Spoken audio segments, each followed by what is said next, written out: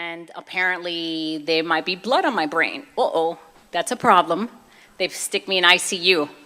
So at this point, my friends get a hold of my mom and my brother. They're like flying from the Bronx to get to the hospital. And alhamdulillah, the blood in the brain, or what they thought they saw, the swelling went down, so it was fine. But I was admitted because I had a massive concussion.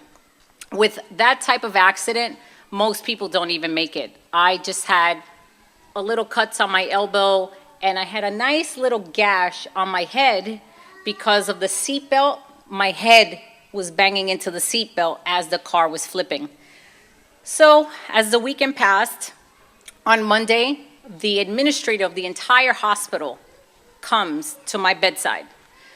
Now, apparently he doesn't come and visit patients. So he said to me, this is off the record, I just wanted to come and see the person that survived this accident, because most people come into this hospital with a quarter of this accident and don't make it.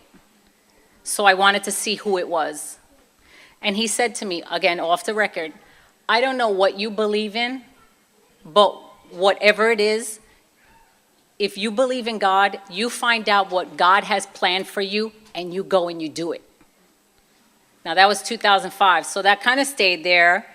Didn't really do anything with it. I continued with my dunya, fast life, Hollywood, Vegas, you know, that scene like you see it on television, all the flash. So I'm flying back from a business trip in Los Angeles, and I had to get to a wedding, a Catholic wedding. So I get there, I'm like, and I watch the Mass.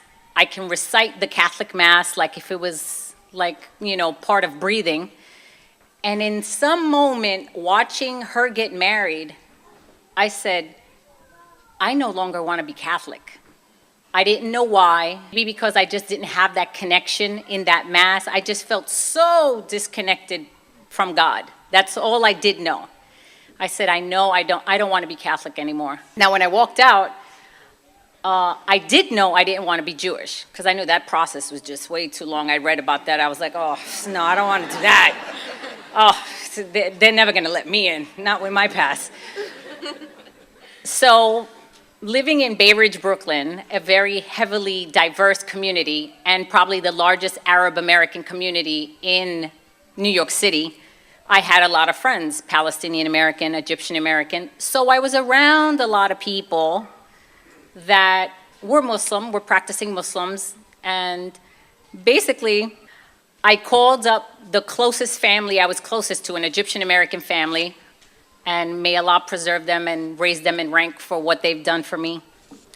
I called them up because I was like, I think I want to take my Shahada. Well, before I said that, I actually Googled it, how to become a Muslim. That's it? That's all you have to do? You just have to say that? That's it? Wow. And then I called the Monem family and said, you know what? I think I want to take my Shahada. Alhamdulillah, mashallah, la la la la la la la. They rushed me to the local masjid in Bay Ridge, Musab. But in my heart, I had already didn't know what aniyah or intention was, but I made the intention that I knew for 2009, I wanted to fast for Ramadan, and I wanted to be Muslim. I didn't know how I was going to get to that point, but I knew that aniyah was already there.